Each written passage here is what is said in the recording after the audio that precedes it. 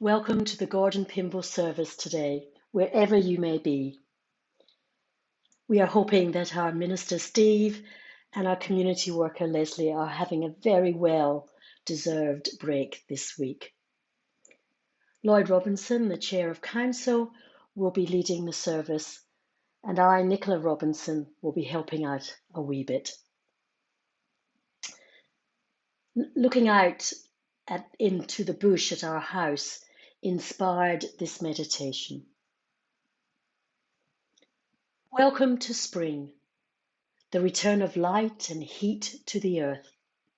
The last bit of the winter orchid flower hangs on, and the strawberry plants have doubled in size this week. Outside, the bush turkeys are running around, the flowers are welcoming rosellas, and the water dragons awake. The sun brings warmth to the earth, and God feels present. Our long, dark winter is coming to an end. Out of lockdown, community will arise. Everybody talks about God being a great, all-powerful force in the universe, and yet we light a candle. A candle. Even a breath of wind can blow it out. A candle symbolizes the weakest force in the universe. Humans can blow a candle out with an ill-directed breath. Will you blow out or protect the candle? Choose wisely, humanity.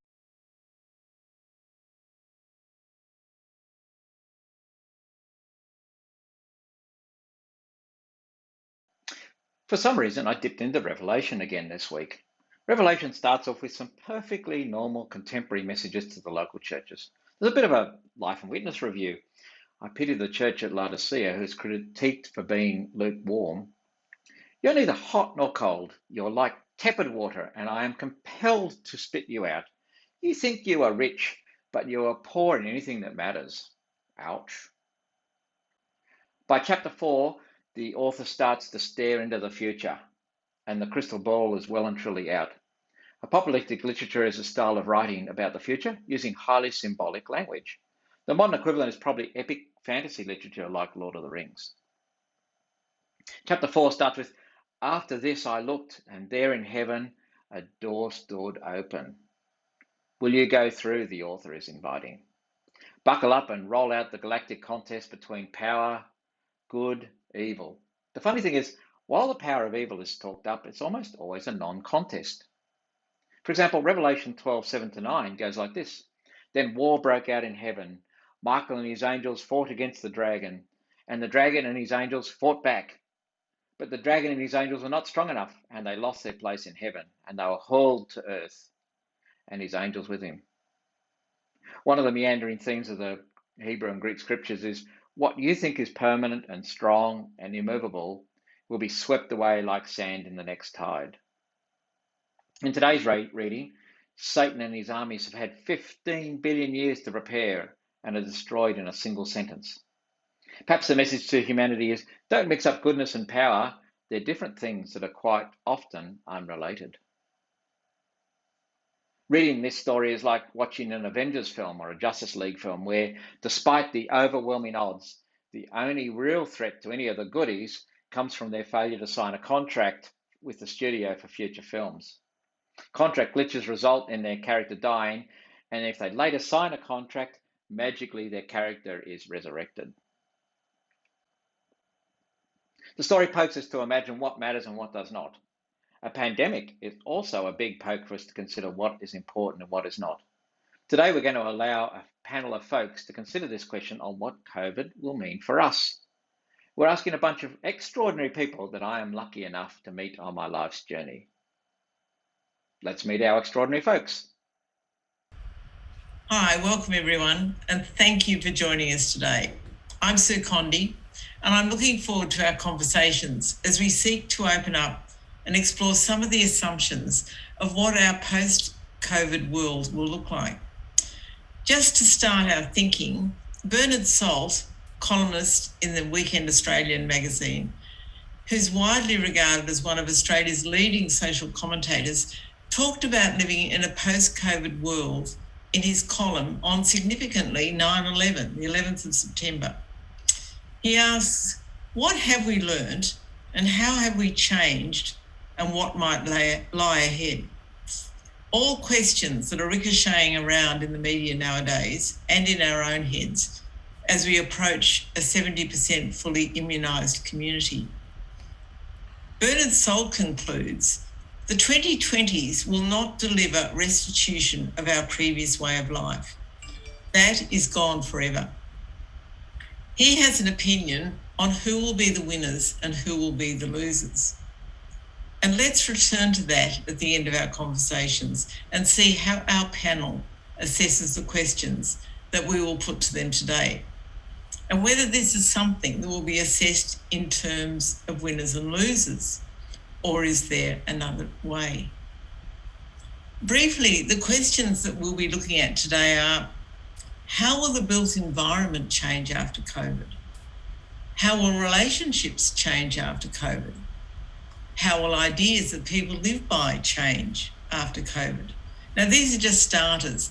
And our panel, those who are on our panel today, we're so grateful for the time that they're giving to be with us. They might have some different ideas and lead us in other directions. But to start the ball rolling, I'd like to invite James to come and talk to us today. James is from New Zealand, and I would imagine that in New Zealand there have been different experiences of COVID, which he might like to speak about.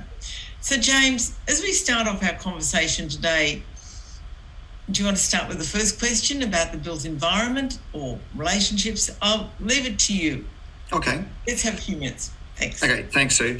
Well, look, I think I should put it into context because our experience of the pandemic has been quite different probably to most countries. Obviously, we're quite aligned with Australia for a wee while. And then there was a divergence a few months ago when the Delta outbreak got into New South Wales and started to proliferate across the population. And that most recently happened here in New Zealand about a month ago, and we went into a full lockdown.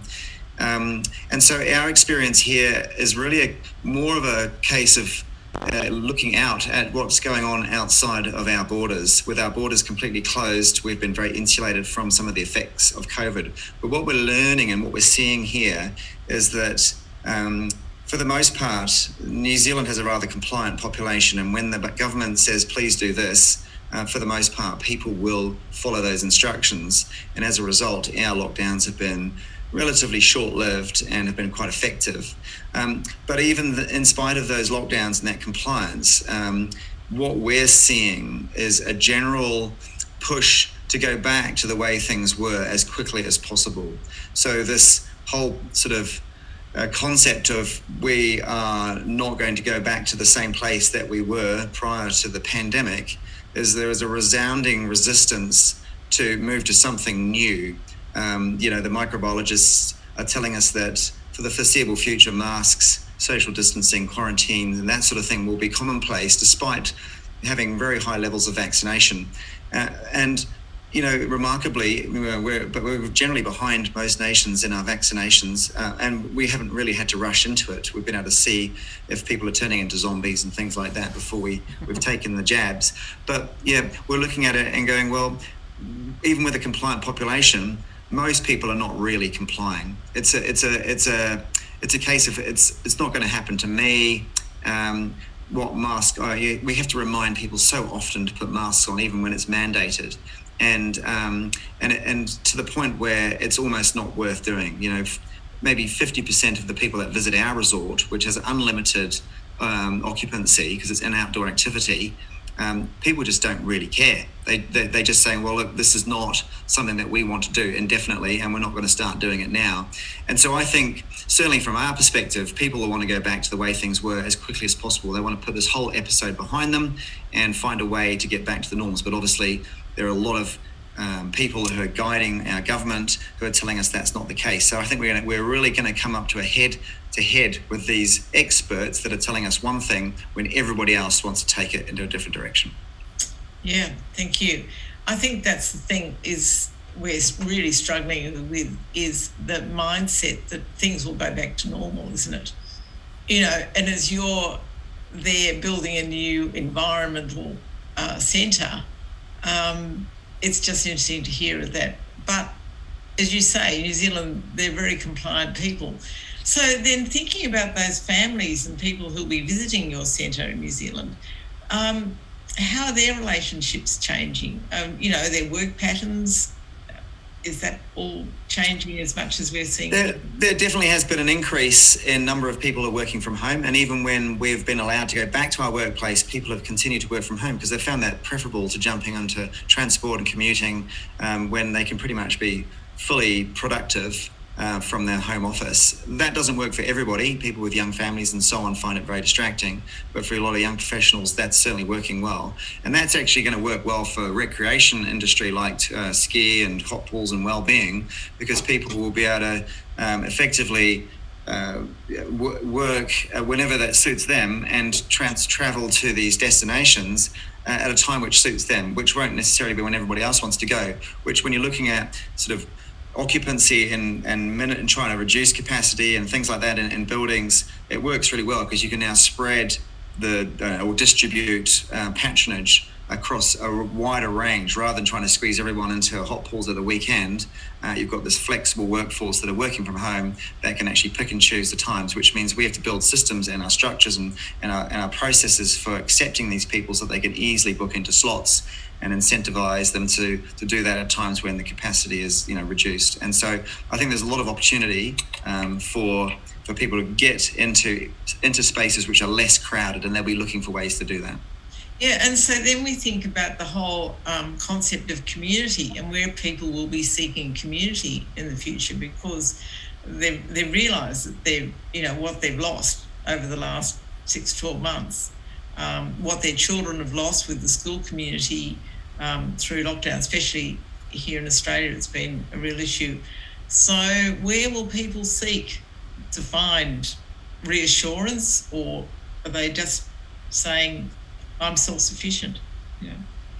It is an interesting question. And the other thing is, of course, in our community now, we have people that have decided that vaccination's not for them. And then that contention that is produced by those that have decided to do a thing that's personally right for them, but not necessarily right for the community. So I think we're going to have this disparity, where in our community where frictions that we didn't previously see are going to come to bear. And I think it's going to be really challenging for us, especially when we're starting to talk about workplaces that are only going to have workers that have been vaccinated and things like that. So I think we're in a bit of trouble in the days and years ahead in our communities, of these groups of people that see things and they're very polarized in their views, and that's going to create quite a bit of, I say, a few challenges for us. Yeah.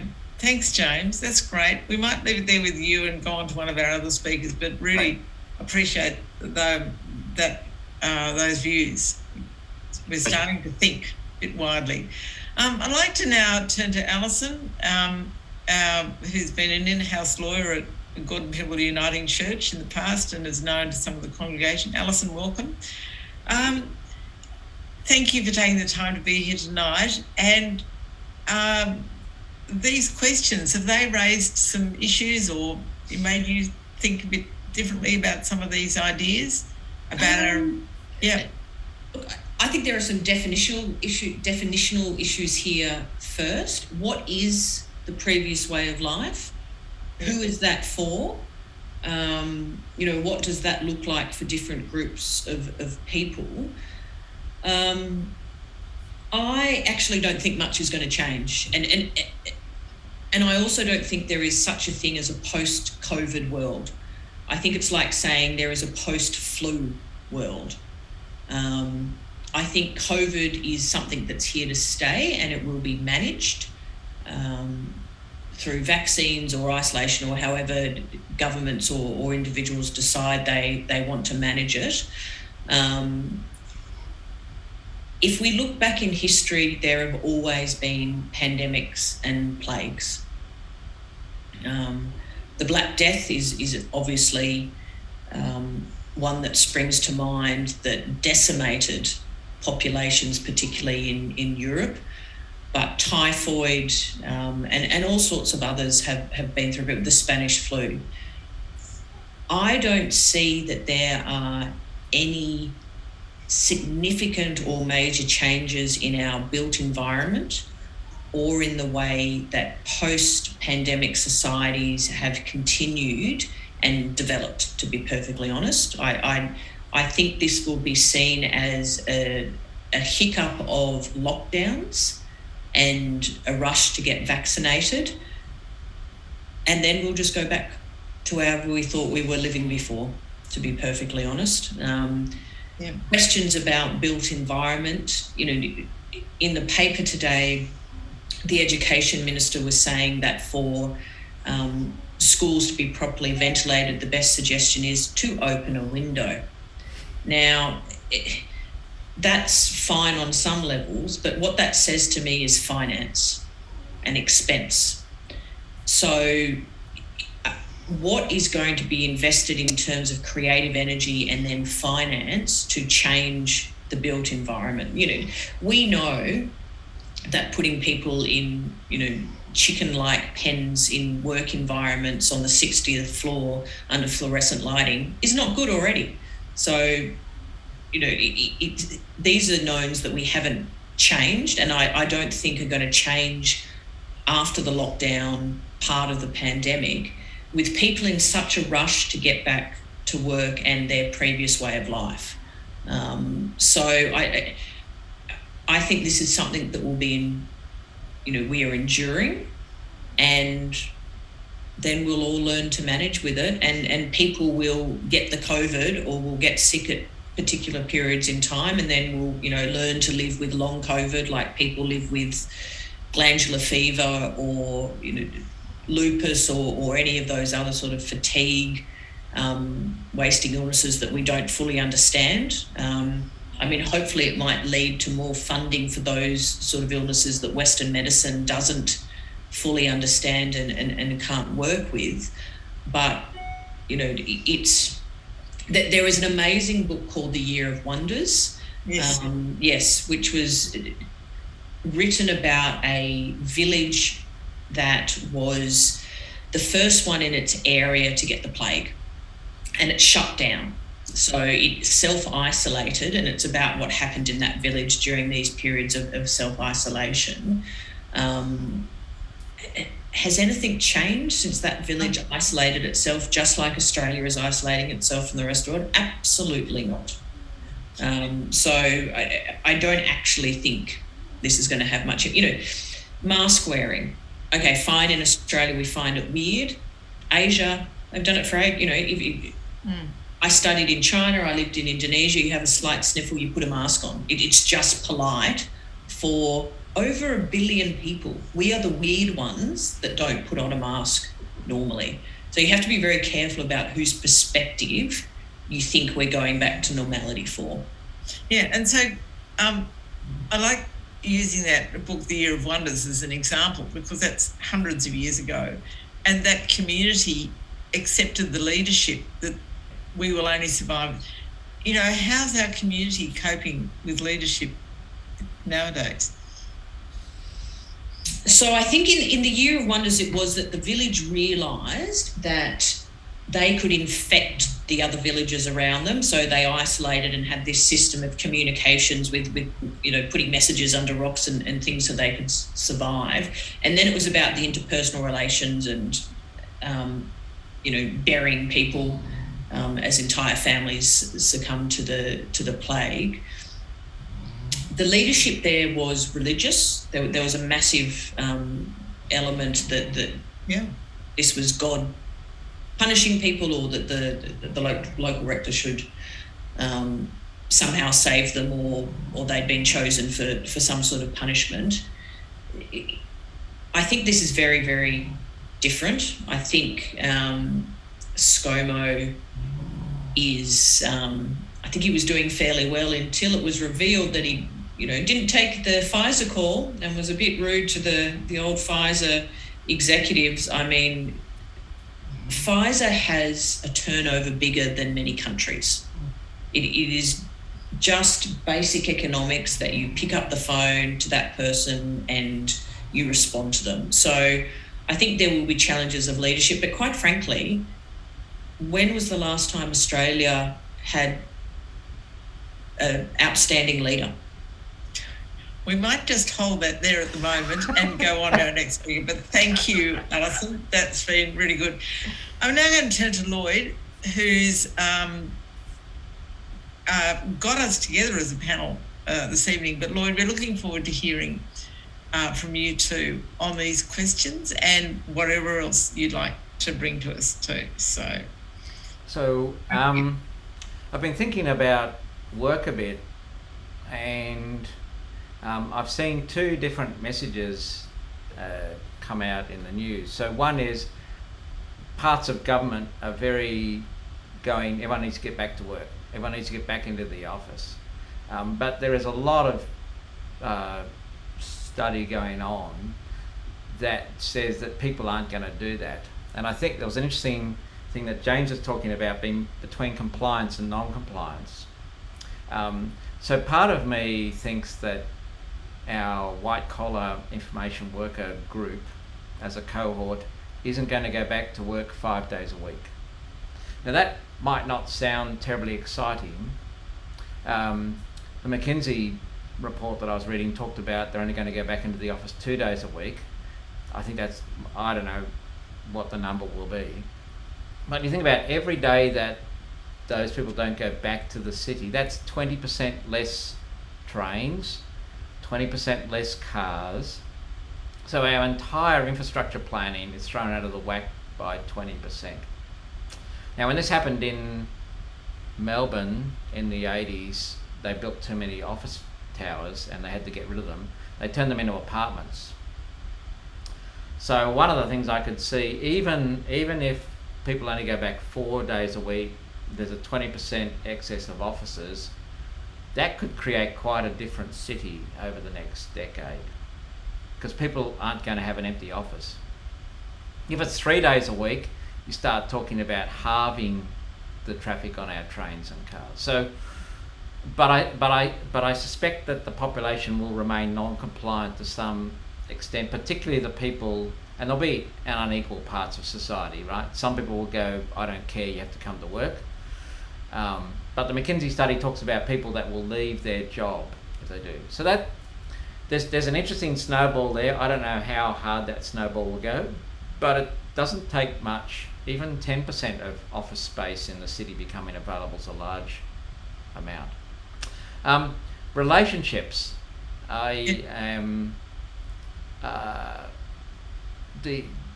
was listening this week to some social, like sporting clubs and things like that, which have struggled for the last 2 years because their entire income is based on people coming together.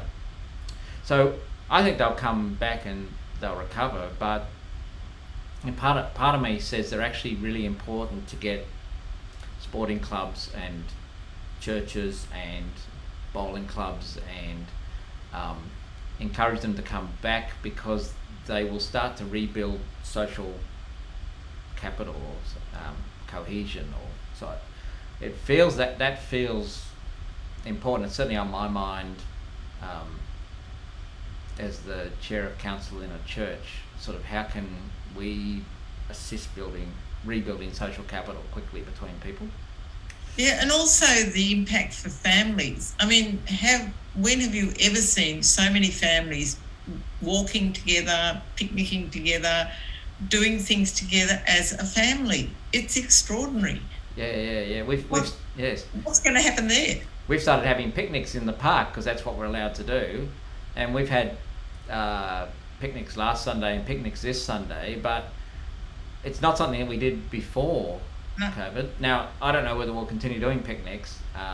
It's an interesting idea because we might follow Alison's idea of, well, you're going to do picnics for 4 weeks until the government says it's all open, and then we might shift. But what if 1 in 100 people keep doing picnics? Like, these little shifts might be quite subtle and interesting. The third one, which was my subconscious, has been trying to rationalize it. So I'm quite, you live the world in this conscious world, And I've been going shopping, and when you go shopping at the moment, I tend to go at 8 o'clock at night. Everybody else has fear in their eyes when you look at them. So I try and sort of smile, but I'm through a mask, so it's a bit difficult. But I try and put some smiley eyes on, but they sort of look at me like I'm going to kill them. It's not quite panicked, but it's fearful in the eyes. You see this fear. And so I had a dream, because I have a running joke with Nicola about zombie apocalypses and how boring they are, because TV series that go on forever. How could you possibly? But I had the dream that I was going to the shopping centre and it's a zombie apocalypse. So my subconscious is trying to figure out what is going on. Why don't you speak to people, Lloyd? Why aren't you smiling at them? Why do people look at you fearfully? So I suppose I don't know how quickly we will wash out that collective subconscious fear of people. I would be comfortable if I followed Alison's lead and said 1 week. But it's an interesting, will there be mental health scars in the community which we spend the next generation tidying up a bit? I don't know. Part of me is interested in the sort of, it only takes a shift of a butterfly wings to create an earthquake on the other side of the world. So I think there's some, I've probably spoken enough there, Sue. Okay, hold it there and we'll come back to you too. I'd now like to ask Todd, who's a colleague of Lloyd's, that's right, isn't it? And Todd, looking forward to hearing from you. Just those questions or something you'd like to tell us? Okay, sure. I think that I'm a bit with Alison. I think that there isn't going to be COVID being over anytime soon. There's going to be a very, very long tail. There will be a need for us to be resilient for a long time, to find ways to respond to whatever happened, whatever's coming at us. And we can't forecast what it might be. It might be another variant that's more transmissible. But I think that Lloyd's point about scarring is an interesting one. Scarring is a term I've been hearing used in some of the clients I'm working with about labor market scarring, and also about the scars that will be in, say, the kids who are in public school who've missed 18 months of schooling. And it isn't just, they might have learned the arithmetic and how to do fractions, but they won't have learned that social interaction, and that's so important. It's such an important part of public school life. And so I think there will be scars that we'll need to deal with in that cohort, in the cohort of kids who are just entering the job market with COVID hit. I think these scars are things that we'll need to track and watch. I'm reading a book by a social psychologist named Hugh McKay, and it's published last year. It's called The Kindness Revolution. And he says the lessons we learn are both more compelling and more enduring, that we learn from adversity are more compelling and more enduring than those we learn from pleasure and happiness. And the upside of troubled times is like a silver lining. And he talks about, we have never previously witnessed an outpouring of love like what we're seeing now in the public response to COVID, where by and large, populations acted out of a sense of public spiritedness. And he calls this kindness. It's about being willing to make a personal sacrifice for the common good. And he says it's kind of love, but it's not an emotional one. He calls it kindness. And so he's looking for us to promote that sense of community and community responsibility post-COVID. And hopefully he's hoping that that's something that we can carry forward. Yeah. But I think that in terms of relationships with lockdown, here in Canberra, we had a sort of, we were living in fairyland for a long time after the initial outburst when that got tamped down. Life went on as normal. Theaters were open, restaurants were open. We were just waiting for the inevitable to occur, and it did. So we talk about snapping back to what life was like before. Life was like that 5 weeks ago. It's not that long ago that we were living that normal life. So it isn't that much of a journey to get back there in some respects. In terms of relationships, I think that I'm feeling very crowd averse. I've got, I'm having I think it'll be very difficult to get used to being in crowds. I'm not shaking hands with anyone anymore. I meet people for business. I say, we're not shaking hands these days, are we? And I can't remember the last time I had a cold. Probably years ago. So I'm feeling quite healthy in that respect. But I think that where relationships, where people were locked down together, where the relationship was strong, I think it's been strengthened. And where the relationship was weaker, perhaps it's been more challenged. Certainly, like we've done all the things everyone else is doing. We're making sourdough, we're gardening. We're doing more things together as a couple than we did before. And I think that's actually strengthened our relationship in quite positive ways. The built environment, I have clients who are already writing applications to allow people to book hot desks in the office. So they're anticipating that's going to happen. Here in the Commonwealth sector, the public service unions have always opposed hot desking quite strenuously. So it's going to be a little bit of a battle there. We'll see how that goes. Yeah.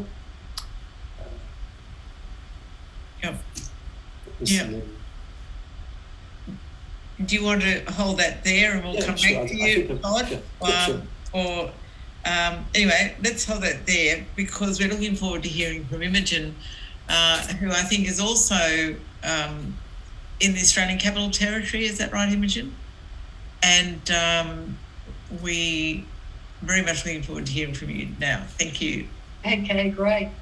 Yeah, very interesting. It's really nice to hear everybody talk about this topic. It's interesting that there's so many positives that come out of COVID that people have been talking about, as well as probably some negatives. But I kind of agree with Alison and Todd that it depends how you define change, but there's constant change all the time in our lives, individually and collectively. And if you look back 10 years, there's so much change in how we live.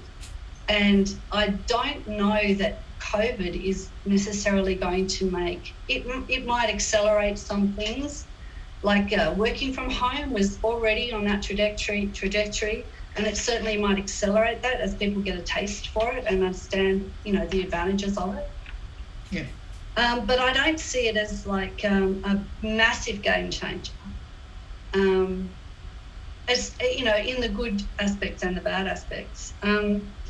I also think there's a massive, as some people have said, it's a massive differential between people's situations. So young people who are just about to launch themselves into the world and differentiate themselves from their family and their childhood. I think I feel almost, apart from all people who are ill and working so hard to help people who are ill, but I feel so much for the young people who have had this sort of dampener on their life force, and their life force is so strong at that age, and so important that they're interacting with their peers in a really intense way. That sort of time of your life often forms your whole character, and so it forms it through rebellion and through being different from what you've been, and often and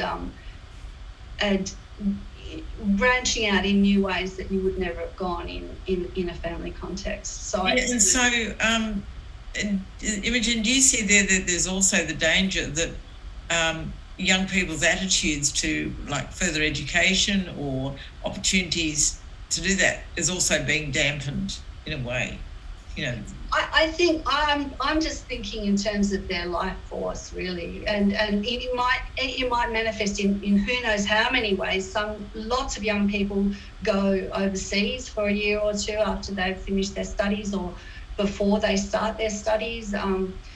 Just that clipping of the wings at that vital time. Although we are resilient, and the thing is, all those young people will re-enter the world as it becomes more able, as they become more able to do that, and they'll re-enter it in different ways, and they'll be re-entering it together. So all the young school children that have missed out on a certain type of socialisation will all flood into the schools and have that socialisation in a unique way. But so I think there is resilience with people, and as you say, Alison, we've gone through many plagues as a species. So I started, when I was thinking about relationships, I was thinking that's probably the biggest part of it. I think it is really interesting the way it's kind of made or break. It's a make or break situation where you're spending a lot more time with people, and you either learn to you get closer to them, or you get further apart. And this whole thing of not having to, having less rat race and around the family's life is such a blessing in so many ways. This calmer, it's just more relaxed, more, that you don't have to get dressed up to go to work. It's just so many nice things about it. But it depends on your situation. It really depends on your situation. In terms of community, I think that Lois, I think that you really hit the nail on the head there in terms of getting community groups back active in the community, because people's need for just a little bit of interaction with their community groups, whoever, whatever kind of group it might be, a hobby group or a reading group or whatever it might be, is so enlivening to the community, and I think that's something that would be interesting if the politicians started to think in those terms of getting those groups back on board for young people and old. But yeah, so there's good things and bad things coming out of it. Look at masks, right? I think, Lloyd, when you think that people wearing masks are scowling at you, I think it might be actually an illusion. And it's not a surprising illusion, because it's very difficult to read a face without with only eyes, especially at a distance. On the other hand, when I was in a health centre and I had a day that I had to be in a health centre doing various things, and I had to wear a mask all the time and have these close conversations with people had to use their eyes a lot more, and there was a lot more eye contact. And in my community, I've started to notice, because we still in Canberra, we're a bit like New Zealand, I suppose. We're very nice.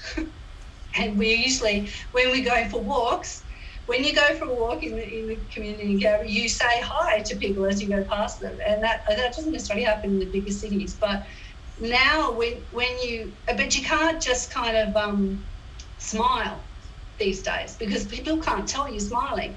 So you have to nod or wave.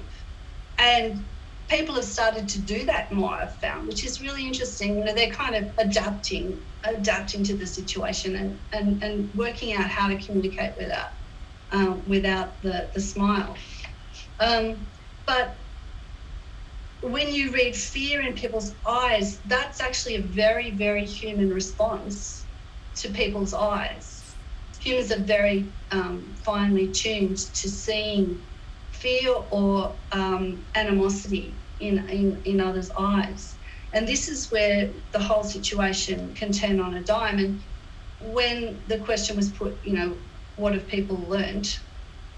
I've actually been in a really fortunate situation, sort of, in that I've been doing a huge personal project, which is a thesis I've been writing. So I've learned a lot about the topic that I've been writing about, which is a thinker called René Girard, who is some of your church community might know that name, but his work is used in peace talks throughout the world.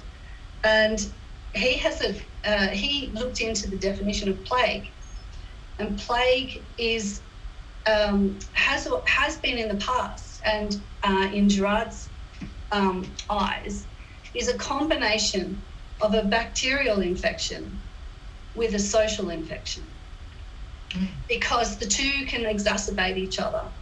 So in his view, we've always got simmering social tensions that are constantly simmering because of the way humans are hardwired. And there's this can break out at any time, and certain triggers will break it out. And what we've seen, I think, in places like America is that the bacterial plague has accelerated the social tensions there. And it's being used, the way that climate change is used as well, as a political thing. That climate change is just a change in the climate, but it's being used by all sides of politics as a politicised idea. In fact, it could be potentially an idea where all sides of politics can agree and come together on it. And the same with the bacterial infection, this whole idea of civic compliance, people pulling together, it gives you a very strong sense that you are in a bigger community that is all working together. I mean, that's a really positive opportunity. But in fact, what's happened in America, I think, is that it's just made it harder for people to believe or trust other people. Yeah, well, look, Imogen, thank you so much. You've certainly given, that concept of the plague with the bacterial and the social is certainly something that we can think about further. But thank you all very much for what you've been able to contribute to our discussion today. It really is, there are words like, we think about starting off with a compliant population, and yet James looking for opportunities of how communities and people can take advantage of new ways of experiencing a centre such as his, the snowfields. Thanks, Alison, for asking us to think about the definitions of what it is we're talking about. Lloyd, you're always giving us plenty to think about, but that idea of scarring and what that's done to us. Todd, thanks for talking to us about resilience and kindness and relationships, which has been good. And Imogen, there's so much, but thank you for focusing on young people and how they will come out of it.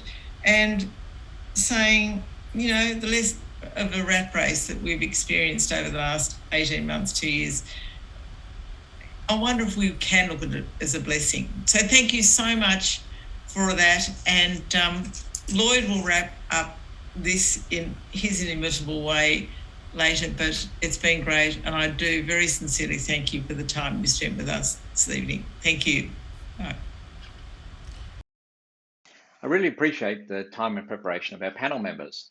We heard a variety of views from COVID's not Armageddon, Lloyd, through to there will be scars in our society, often subtle and weirdly connected. The panelists referenced works of fiction, social psychology, and current media to make their points. If you want to look them up later, there was Hugh Mackay's Kindness Revolution, the picture at the top right-hand corner. Geraldine Brooks' The Year of Wonders, a story about a village in the Black Death, at the top left there.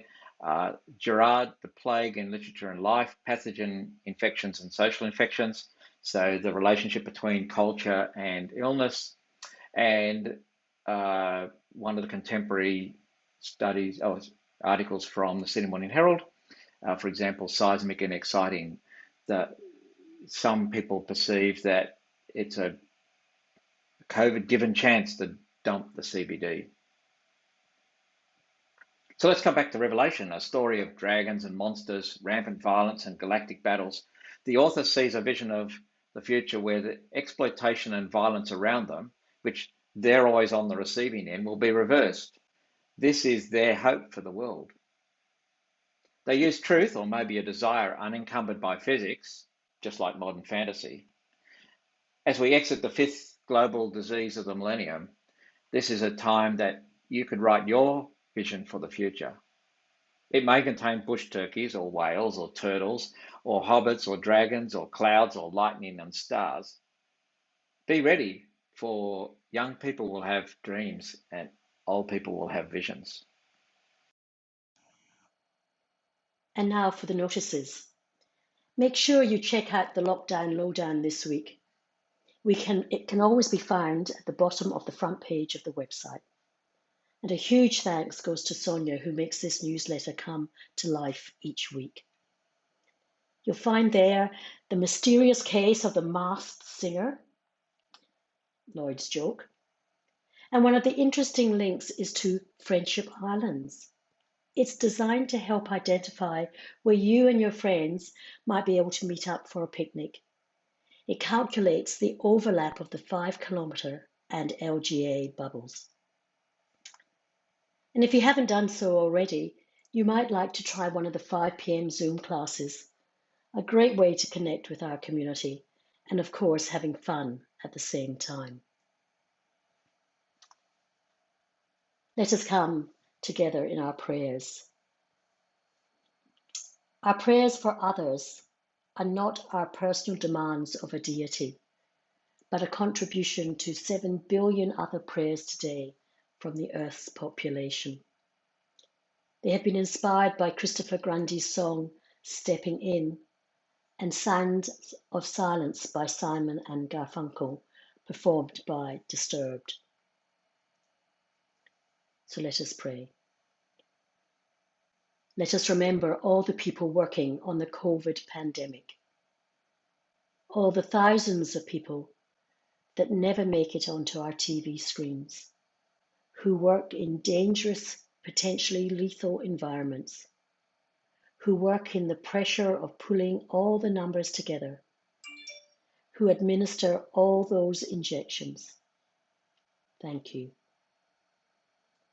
In the silence of your surroundings, remember those who you know are struggling during these COVID times.